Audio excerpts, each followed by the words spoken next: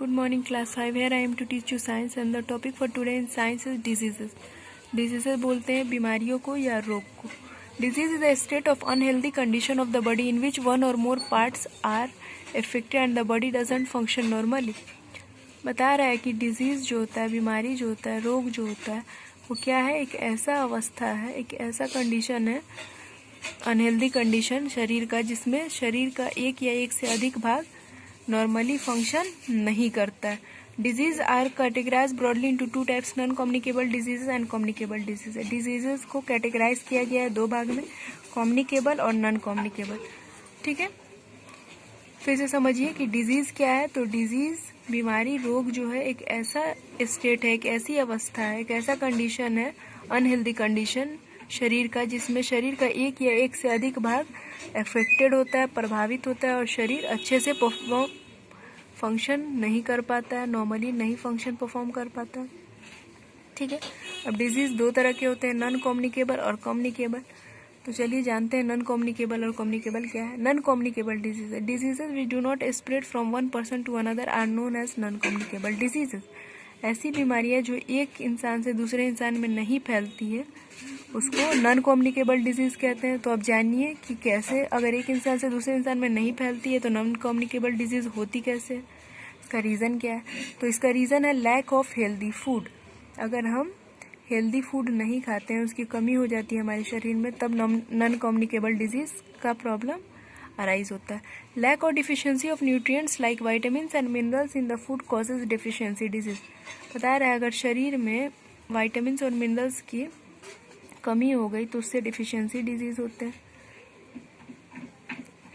Non communicable disease का दूसरा नाम डिफिशियंसी डिजीज भी है. ठीक है, deficiency diseases can be prevented और cured by taking a proper diet. Deficiency disease या नॉन कम्युनिकेबल डिजीज को कैसे ठीक किया जा सकता है? तो प्रॉपर आहार लेके. अब ये जो बॉक्स है वो बता रहा है कि कौन से विटामिन की कमी से क्या होता है, कौन सी डिजीज होता है, उसका सोर्स क्या है. विटामिन ए की कमी से नाइट ब्लाइंडनेस यानी रतौंधी होता है.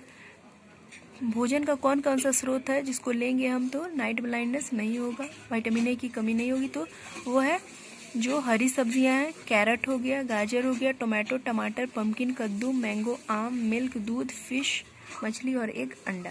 विटामिन बी के कमी से क्या क्या होता है? बेरी होता है. बेरी एक नर्वस सिस्टम से रिलेटेड डिजीज है. पोटैटो, आलू, बीन, दाल, बनाना और मीट अगर हम लेंगे तो इससे क्यूर हो जाएगा. स्कर्वी विटामिन सी के कमी से होता है. स्कर्वी से क्या होता है कि स्किन में इशू आता है और हमारा जो गम होता है, मसूड़ा जो होता है, वो फूल जाता है और ब्लीडिंग होने लगता है.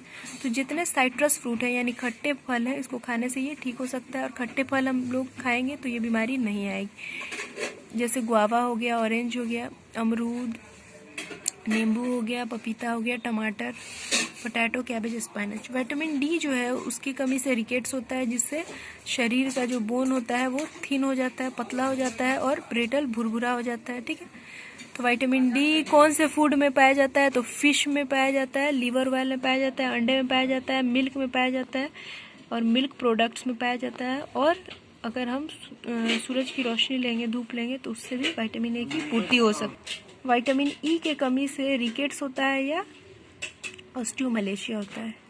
ठीक है, विटामिन ई जो है स्किन से भी रिलेटेड है. विटामिन ई से स्किन रिलेटेड प्रॉब्लम्स भी होती है. सनलाइट अगर हम लेंगे तो उससे ये प्रॉब्लम दूर होगी. और ऐसा फूड लेंगे जो एनिमल्स से ओरिजिन है, एनिमल्स से आया. जैसे एग्जांपल के तौर पे जो एनिमल से डेराइव फूड होता है, एनिमल से जो पाया जाता है. विटामिन के जो है उससे क्या होता है? ब्लड क्लॉटिंग का दिक्कत होता है. कहीं कट वट गया तो खून जमने में दिक्कत आता है अगर विटामिन के की कमी शरीर में हो गई तो. इसकी पूर्ति क्या क्या चीज़ करता है? तो अंडा हो गया, कैबेज हो गया, खीरा हो गया, ब्रोकली हो गया. So student, that's it for today. Tomorrow I'll be back to teach you rest of the topic. Till then, stay home, stay safe. That's all. Thank you.